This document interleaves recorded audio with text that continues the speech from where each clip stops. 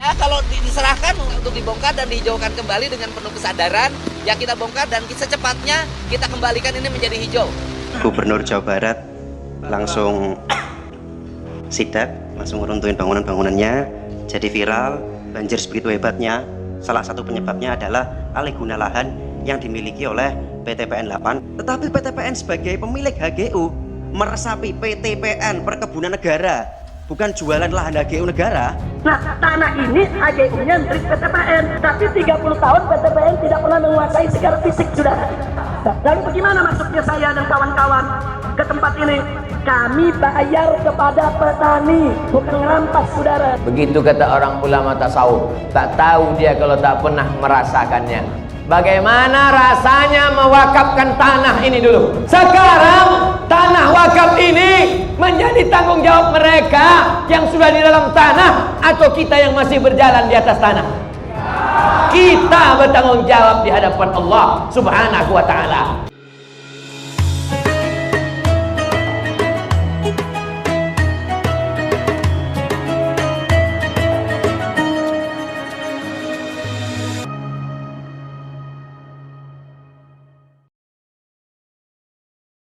Begitu kata orang ulama tasawuf, tak tahu dia kalau tak pernah merasakannya.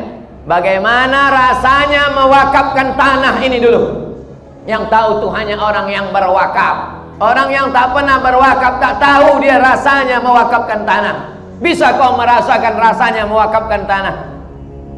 Gimana rasanya Pak Ustadz ya? Pernah kau wakaf? Enggak. Sedekah? Pernah. Berapa? 2000 perak. Macam mana orang bersedekah duit 2000 perak mau merasakan rasanya mewakafkan tanah? Meleleh air matanya kalau sampai umat Islam di sekitar Masjid Amal Silaturahim tak bisa menyelamatkan tanah wakaf ini. Mereka sudah menyelamatkan hartanya ketika dia hidup. Mereka sudah menyelamatkan tanahnya ketika dia hidup. Sekarang mereka sudah pindah dari atas tanah masuk ke dalam tanah. Sekarang ini tanggung jawab mereka atau tanggung jawab kita? Tak tahu saya siapa yang menjawab karena mulutnya bertutup masker.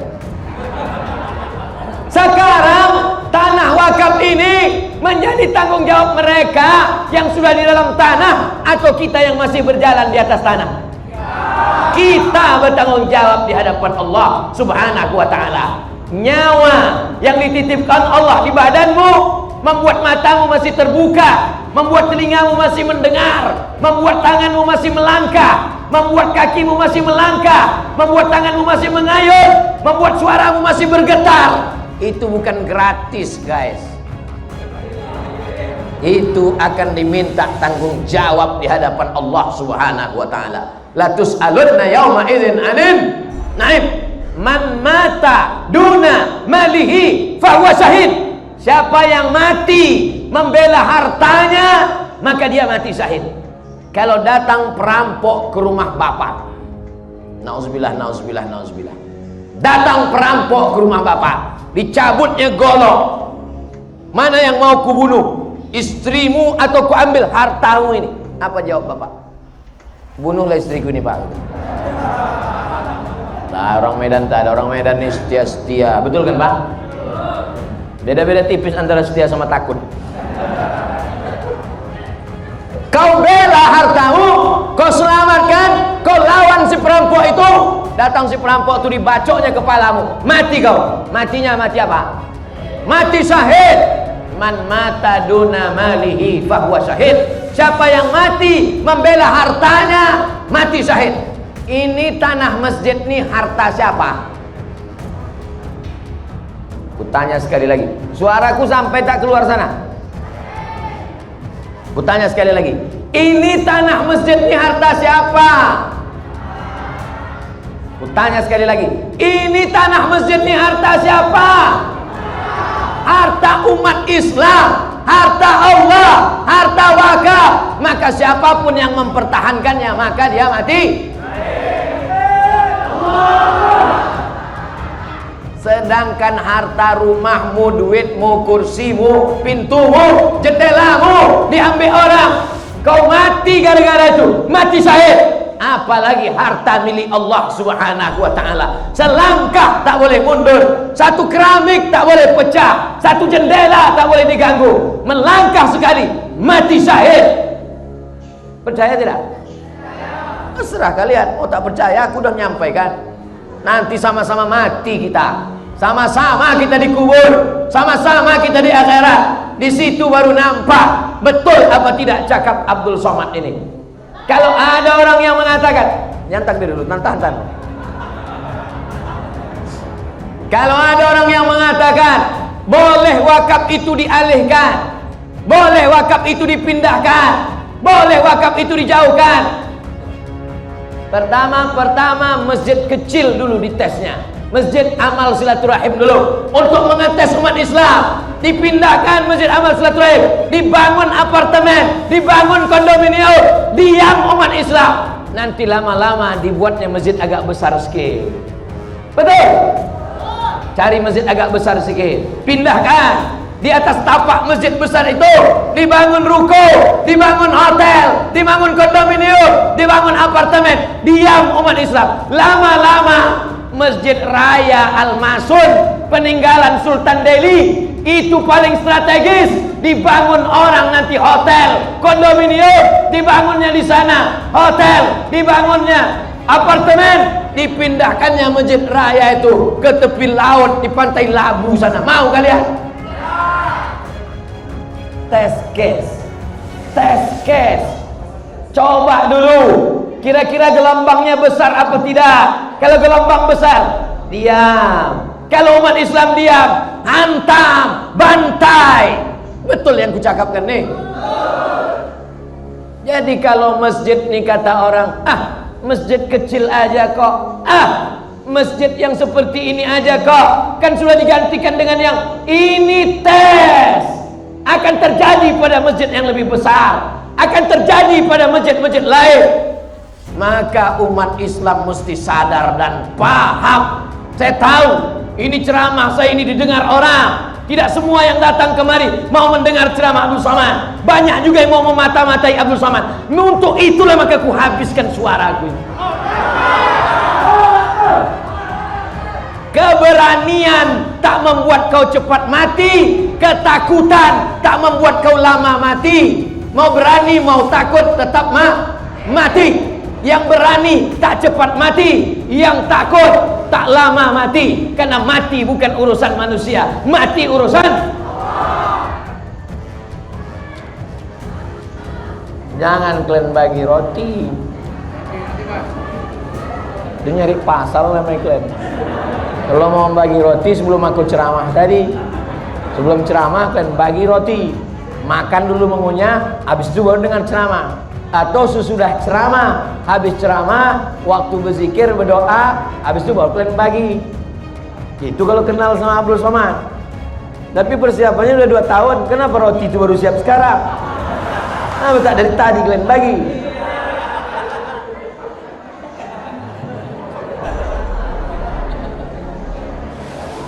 Sampai mana tuh ceritanya?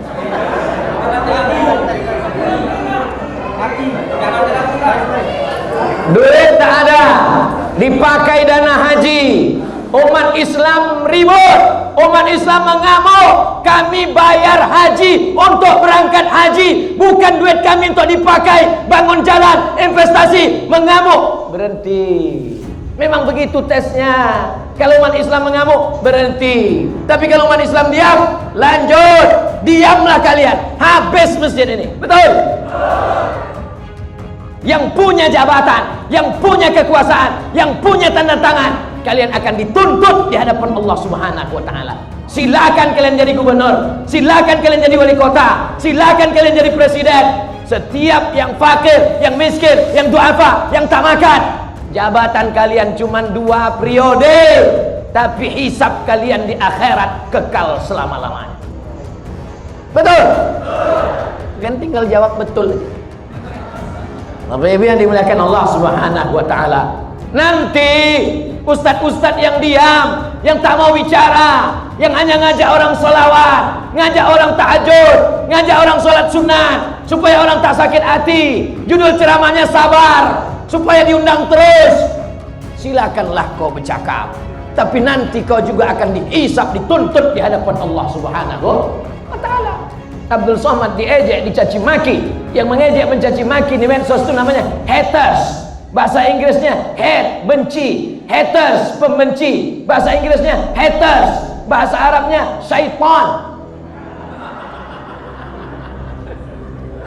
Intel yang digaji oleh negara dari uang rakyat untuk menjaga kedaulatan negara kesatuan Republik Indonesia, supaya drone laut Cina tidak masuk ke tanah kita, supaya negeri kita tidak dijajah sebagaimana dulu dijajah oleh Belanda dan Jepang. Itu tugas pokok mereka. Betul?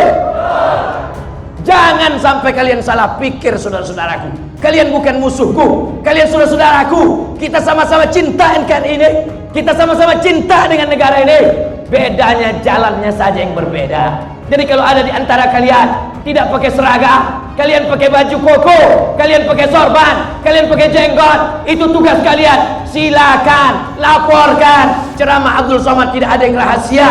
Ceramah Abdul Somad diupload di internet, didengar di radio.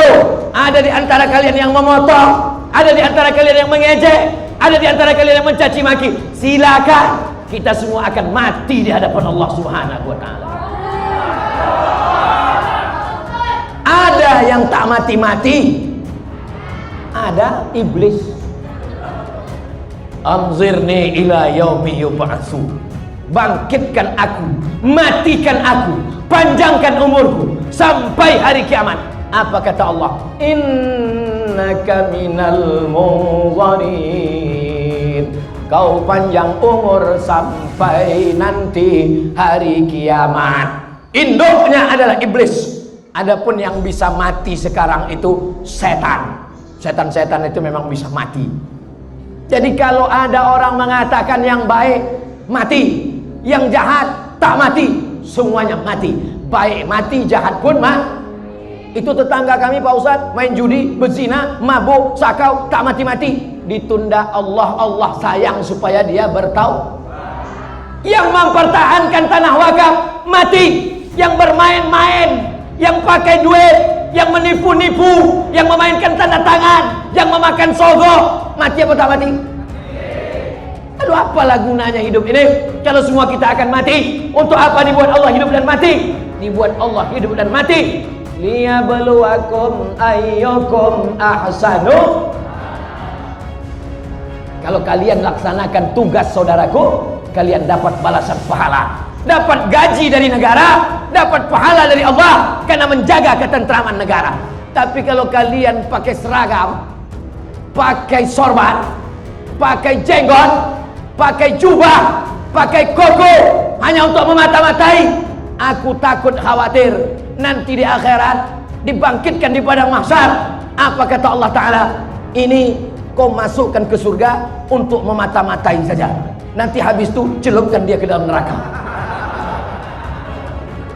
Karena niatnya di dunia juga bukan untuk beribadah lillahi ta'ala. Kita lurus-lurus saja, kita jujur-jujur saja, kita bersih-bersih saja. Karena yang akan kita bawa mati kepada Allah. Yauma la yanfa'u malun.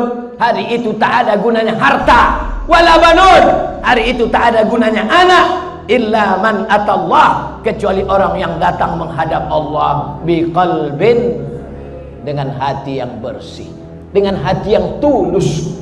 Apa yang dicari Abdul Somad ini sebetulnya? Kau mau cari apa Abdul Somad? Mau jadi kepala daerah kau Abdul Somad? Mau kau jadi menteri kau Abdul Somad? Tak ada cari apa-apa. Aku cuman mau mencari ketika Abdul Somad mati, orang sholat di masjid ini pahalanya mengalir ke makam Abdul Somad. Nah, saudara-saudara seiman semua, kekhawatiran dari Ustadz Abdul Somad terhadap tindakan yang dilakukan oleh Kang Deddy Mulyadi yang dikabarkan membongkar salah satu pondok pesantren milik Habib Rizik. Dalam pernyataannya yang beredar luas di media sosial, Ustadz Abdul Somad dengan nada tegas dan emosional mengingatkan bahwa setiap inci tanah di bumi ini akan menjadi saksi atas segala tindakan manusia. Ini tanah akan menjadi saksi di akhirat nanti, ujar UAS, memperingatkan bahwa segala bentuk ketidakadilan tidak akan luput dari catatan Allah. UAS juga menyoroti pentingnya menjaga dan menghormati tempat-tempat yang digunakan untuk kegiatan keagamaan, termasuk pesantren, yang merupakan pusat pembelajaran Islam dan pembinaan akhlak. Menurutnya, pesantren bukan sekadar bangunan fisik, melainkan simbol perjuangan dan warisan umat yang tidak boleh diperlakukan sembarangan, apalagi dengan cara yang bisa melukai umat atau menimbulkan kegaduhan. Ia mengingatkan bahwa dalam Islam, keadilan dan adab harus menjadi dasar dalam bertindak. UAS mengajak semua pihak, termasuk para pejabat dan tokoh masyarakat, untuk menjaga kehormatan umat dan menghindari langkah-langkah yang bisa memicu perpecahan. Nah, saudara seiman semua, itulah pembahasan kali ini. Semoga apa yang disampaikan bisa memberikan kita manfaat dan pelajaran baru untuk kita semua.